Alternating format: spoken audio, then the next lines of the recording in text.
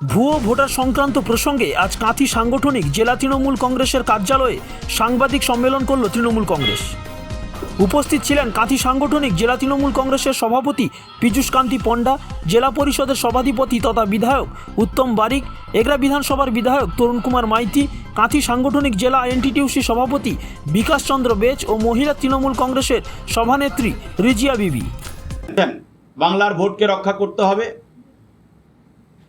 নির্বাচন কমিশনের সহযোগিতায় বিজেপি বিভিন্ন রাজ্যে অন্যান্য রাজ্য থেকে ভুতুড়ে ভোটারদের এনে সম্পূর্ণ চক্রান্ত করে জেতানোর চেষ্টা করেছে। কোথাও কোথাও তারা সফল হয়েছে। আগামী 26-এর বিধানসভা নির্বাচন, সেই বিধানসভা নির্বাচনেও বাংলাতেও তারা আমাদের উত্তরপ্রদেশ, গুজরাট থেকে বিভিন্ন ভোটারদের নিয়ে এসে এখানে নাম তুলিয়েছে। কেবলমাত্র নাম তোলানোই নয়, ভোটার আমাদের গুজরাট থেকে যে ভোটারদের নাম এখানে তোলানো হয়েছে, গুজরাটের ভোটার লিস্টে তাদের নাম আছে।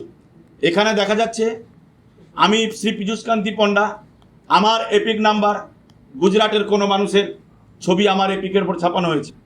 এই ধরনের ঘটনা ঘটিয়ে তারা বাংলার ভোটকে কলঙ্কিত করতে চাইছে এবং চক্রান্ত করে তারা এখানে ক্ষমতায় আসতে চাইছে। কিন্তু আমাদের প্রিয় মুখ্যমন্ত্রী শ্রীমতী মমতা বন্দ্যোপাধ্যায়, আমাদের প্রিয় নেতা অভিষেক বন্দ্যোপাধ্যায় আমাদেরকে সজাগ করেছেন।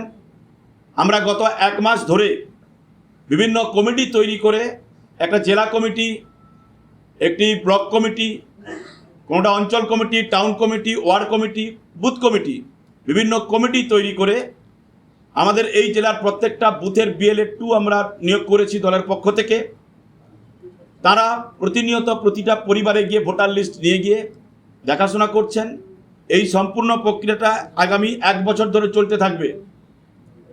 আমাদের রাজনৈতিকভাবে লড়াইতে না টিকতে পেরে নির্বাচন কমিশনকে পক্ষে নিয়ে বিভিন্ন রাজনৈতিক দলের ভোটারদের নাম কেটে বাদ দিয়ে আবার বাইরে থেকে ভোটারদের নাম তুলে এনে ভোটের আগেই জিতে যাওয়ার যে চক্রান্ত বিজেপি করছে, সেটাকে আমরা সফল হতে দেব না। আমাদের প্রিয় নেত্রী মমতা বন্দ্যোপাধ্যায়, আমাদের প্রিয় অভিষেক বন্দ্যোপাধ্যায় যে নির্দেশ দিয়েছেন সেভাবেই আমরা এগোবো।